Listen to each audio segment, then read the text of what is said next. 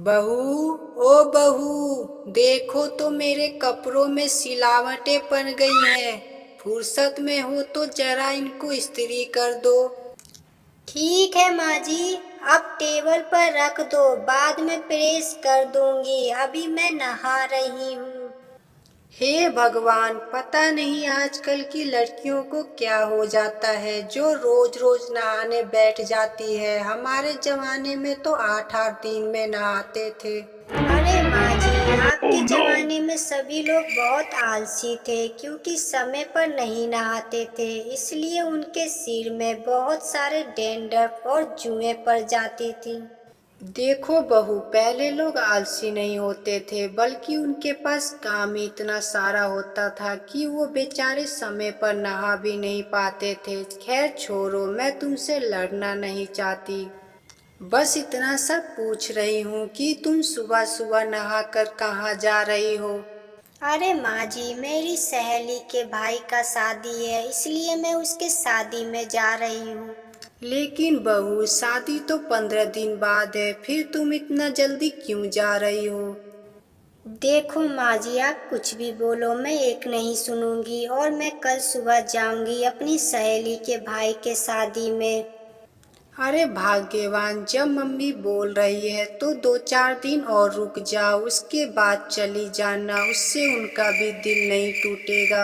हाँ बहू, अपने खेतों में सोयाबीन के बीचों बीच में बहुत सारी घासें हो गई है। अगर तुम रुक जाओगी तो हम सभी लोग मिलकर उसकी निदाई बुराई कर लेंगे।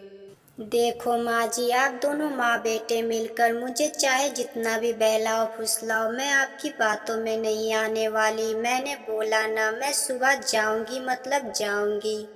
देखो अंजलि, अब तुम ज्यादा जिद मत करो और 2-4 दिन रुक जाओ यार, ताकि हम सभी लोग मिलकर काम करेंगे तो जल्दी से हमारे खेत साफ हो जाएंगे। देखो जी, आप लोगों को अपने खेतों की इतना ही चिंता है तो मजदूर करके करवा लो ना। हर वक्त मेरे ही पीछे क्यों पड़ी रहते हो। अरे बहू, रोना तो इसी बात का है कि मजदूर भी नहीं मिल रहे, फिर हमारा खेतों की निदाई बुराई कैसे होगी। देखो, आप लोग कितनी भी चिकनी चुपड़ी बातें कर लो, मुझे कोई फर्क नहीं पड़ता। बस मैं इतना जानती हूँ, कल मुझे मेरी सहेली का भाई लेने आ रहा है और मैं उसके साथ जाऊंगी।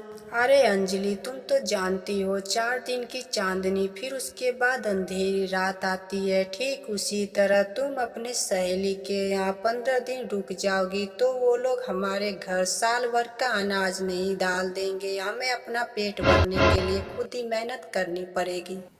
हे भगवान, मेरी तो किस्मत फूट गई इस भिखारी खानदान में शादी करके। अगर मुझे पहले पता चल जाता तो मैं इनके यहाँ कभी शादी नहीं करती। अरे बहू, हम लोग तुझे इतने प्यार से बात कर रहे हैं और तू हमें भिखारी बोल रही है। मैं तेरी जबान खींच लूंगी। हे भगवान, मैं चाहती हूँ इस बुढ़िया का सारा दांत टूट जाए, इसके बाल झड़ जाएं और ये गंजी हो जाए।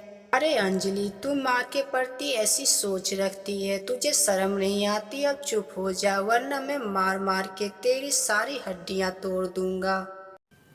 क्यों जी, आप बहरे हो गए हो क्या? मैं कब से जाने को बोल रही हूँ लेकिन वो हर बार मना कर रही है।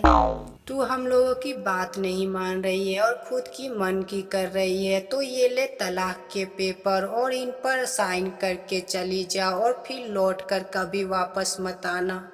देखो, तुम लोग ऐसा सपने में भी मत सोच लेना कि मैं डिवोर्स पेपर पर साइन करूंगी, और तुम लोग ज्यादा जिद करोगे तो मैं तुमसे जेल की चक्कियां पिसवा दूंगी।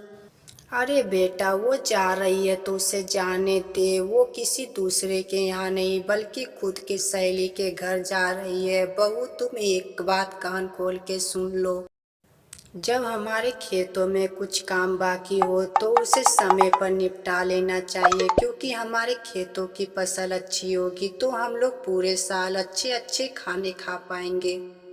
और सहेली के घर तो जाना आना चलता रहता है। अगर किसी से टाइम पर नहीं मिल पाओ तो कभी फुर्सत में जाकर मिल लिया करो। दोस्तों, ये वीडियो अच्छा लगा हो तो इसे लाइक और चैनल को सब्सक्राइब करें। धन्यवाद।